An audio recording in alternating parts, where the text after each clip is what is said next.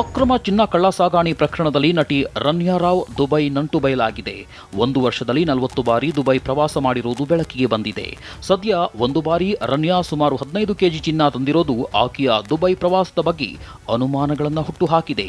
ದುಬೈನಿಂದ 12 ಕೋಟಿ ಮೌಲ್ಯದ 14.8 ಕೆಜಿ ತೂಕ ಚಿನ್ನದ ಬಿಸ್ಕೆಟ್ ಹಾಗೂ ಗಟ್ಟಿಗಳ ಕಳ್ಳಸಾಗಣೆ ಪ್ರಕರಣದಲ್ಲಿ ಬಂಧನಕ್ಕೊಳಗಾಗಿ 14 ದಿನ ನ್ಯಾಯಾಂಗ ಬಂಧನದಲ್ಲಿರುವ ರಾಜ್ಯ ಪೊಲೀಸ್ ಗೃಹ ಮಂಡಳಿಯ ವ್ಯವಸ್ಥಾಪಕ ನಿರ್ದೇಶಕ ಹಾಗೂ ಡಿಜಿಪಿ ರಾಮಚಂದ್ರ ಅವರ ಮಲಮಗಳು ಮತ್ತು ಚಲನಚಿತ್ರ ನಟಿ ರನ್ಯಾ ರಾವ್ ಟ್ರಾವೆಲ್ ಹಿಸ್ಟರಿಗೆ ಕುತೂಹಲ ಮೂಡಿಸಿದೆ.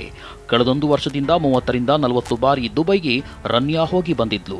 ಅಲ್ಲದೆ 15 ದಿನಗಳಿಗೊಮ್ಮೆ ಆಕೆಯ ದುಬೈ ಪ್ರಯಾಣವೇ ಡಿಆರ್ಐ ಅಧಿಕಾರಿಗಳ ಅನುಮಾನಕ್ಕೆ ಪ್ರಮುಖ ಕಾರಣವಾಗಿದೆ. ಪ್ರತಿ ಬಾರಿ ದುಬೈಗೆ ಪ್ರಯಾಣಿಸಿದಾಗ ಗೋಲ್ಡ್ ಸ್ಮಗ್ಲಿಂಗ್ ಮಾಡಿರೋ ಅನುಮಾನ ವ್ಯಕ್ತವಾಗಿದೆ.